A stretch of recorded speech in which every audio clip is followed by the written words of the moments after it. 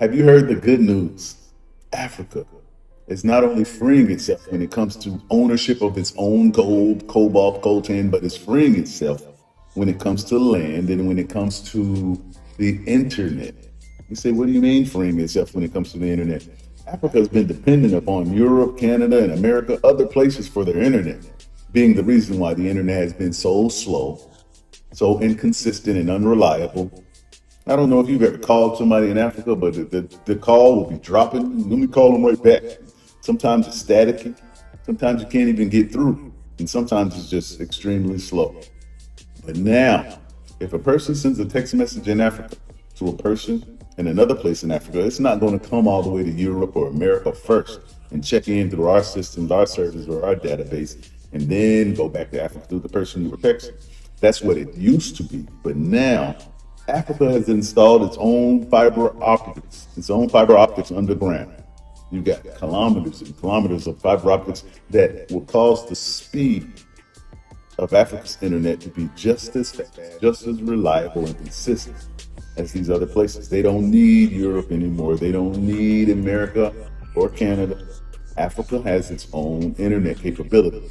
The best thing about this is people don't realize that when you have your own, you control the narrative. You control the information that your youth are able to access. And this is part of the problem. They don't realize that part of the reason why blacks haven't been as successful or hasn't achieved the same potential as other races over the last few hundred years is, for one, we don't have access to the resources. You say, what do you mean? The internet is accessible for anyone. You do realize that the people in power, the elites, do control or filter information. They filter history. They filter what you have access to as far as knowledge. So you don't have all of the pieces of the puzzle to conclude something. You say, well, where are our best inventors? Where are our most creative people, people that can free us and bring us to better wealth or more abundance in our communities? Why isn't Africa rising when we have all the resources? Part of the reason has been because they have been controlling the information you get. So in other words, let's just say there's a smart young man just finished college and he goes researching different chemicals, chemistries, and the history of certain things. Let's say he wants to create a vehicle that will run better than a Tesla and not have any issues when it comes to the battery or when it comes to charging it for a length of time. He wants to create a car that doesn't even need a battery. So if he wants to access information to the elements and to different nuclear powers and sources and so forth, he will have limited resources because they control what he's looking at. Saying, why is he getting that information? What does this guy need to know about these potentially explosive materials for? Why is he researching this? So yeah, close that off. And it will literally say, this site is inaccessible from your reach. I still get that every now and then. I'll search something and this site, this information is inaccessible from your location. So I'll get what is called a VPN and maybe look it up, which is causing the internet to think I'm from another location and looking it up. Then I can get straight to the information. So all throughout history, our information has been tampered with and filtered. A prime example is the Bible. I grew up Christian. I read the Bible. I've read it over and over again. I understand it well. It's a pretty good story, but the more you dig deeper into the history of it, you realize that a lot of the information has been mistranslated. A lot of the books were taken out. You know, we know for a fact over 20 books were taken out. And people say it was closer to 200, but we know about 200 of, we know about 20 of them that were taken out.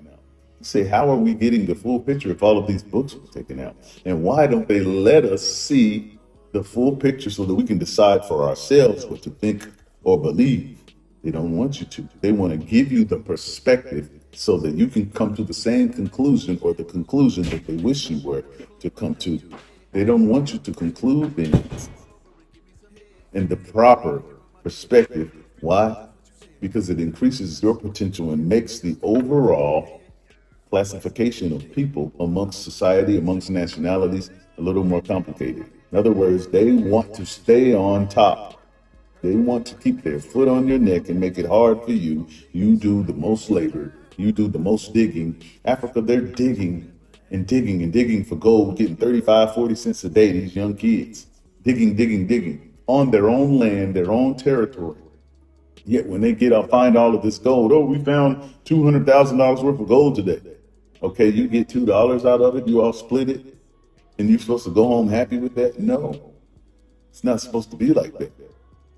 When you move other people out of the way and you say, let's have our own foundation, our own materials, and let's do everything independently and be self-sufficient, then you can reach your potential because you're not working with falsehoods. You're not working with filtered information. You're working with truth. You're working with reliable content. You're working with true history and true knowledge.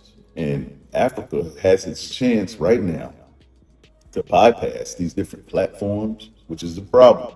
Right now, people are dependent upon Facebook, which is controlled by billionaire Zuckerberg, X, formerly known as Twitter, which is controlled by Elon Musk, one of the richest men in the world, if not the richest. These places can literally take down your material. I put up a lot of videos telling people of the misinformation that was given to us by Romans or Christians or Europeans or Greeks, telling them that Christianity came from a lot of killing. It came from a lot of mistranslations and books that were changed and so forth, and that we should dig deeper and get to the bottom of this information and realize that we had possibly been calling upon a false God's name and also worshiping a false image and leading people in a false direction. But now that we have access to this information, we can literally conclude for ourselves the better way to think, the best way to plan our lives without having to go through other people's perspectives. So when I post something, oftentimes it gets taken down. They'll say, you didn't meet the guidelines, or your material was offensive or abusive. If I don't want to believe the narrative of what our parents or ancestors taught us to believe, if I don't think it's correct, and I say what I want to say and deliver that, that's my choice, that's my option, that's my freedom to the world. I have freedom of speech. So how are these people that own these platforms controlling and taking down our videos? I notice a lot of Hebrew Israelites say, I've built several accounts, they just keep taking it down. Well, all of that is fixing to stop. First and foremost, a lot of us have chosen to move or diaspora back to Africa. The internet will not be under the control of people that may hate or dislike or try to hide the fact that they've given you false understandings, false history, false names, false religions, and so forth. We're bettering ourselves as a people because we have access to reality, the truth. And this is going to make a big difference. Watch our people rise faster than ever before. Watch the intelligent and elaborate inventions we come up with as a result of being free. Free. Thank God Almighty, we're becoming free at last. Hashtag Lion of Yahuwah.